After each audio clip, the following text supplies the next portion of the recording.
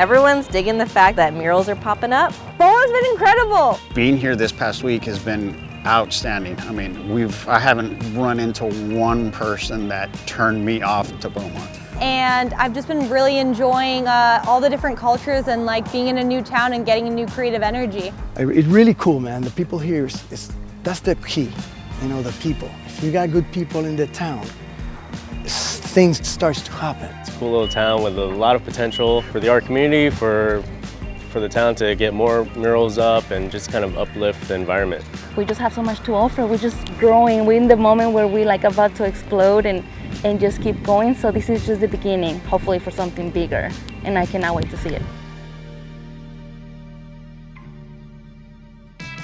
I picked Barbara Lynn because she's from Beaumont. She was a blues singer back in the 1960s, and she like toured around with like the Temptations and B.B. King. When you do a mural, you want to get the owner of the spot and the people that are behind you connected with the murals. The inspiration was to try to do something vintage and feminine to kind of match the architecture of the building and the businesses inside. A perfect match for old architecture to fit with modern art and modern ways of applying it, and it just adds to the appeal of the town, I think. Everyone on this wall, they're my best friends, so I've painted with them before. We were kind of looking into just a lot of what Beaumont has and offers and features, and I know you guys have been very big on like conservation and like a lot of the nature spots. Each of us has a piece that is influenced by some things that are relative to Beaumont. That kind of sheds light on the biodiversity and gorgeous flora and fauna that surrounds Beaumont while giving hints to its origins of being a boom town. I feel like just kind of painting by yourself all the time, it's a little boring. Like it's cool to learn from other artists. You don't have to fill the whole wall yourself, that's for sure. You attack it as a team. My directive was really open-ended, which as a creative, I'm always striving to do, and to be in projects like that is always the most fun because I feel like the best product comes out of it. That's really like what's made this mural festival super special. Actually, my very first mural I ever did is in Beaumont. So if you go inside the lobby of Tokyo at I-10 and Port Arthur, you'll see my black, white, and red murals there. Very first ones, so it's nice to come back now through the city and to leave another mark. I came up with the word, make your mark.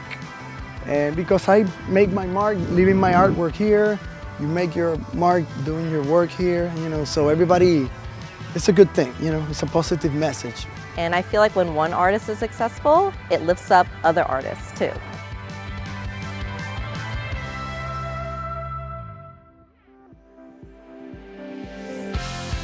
It's for everyone.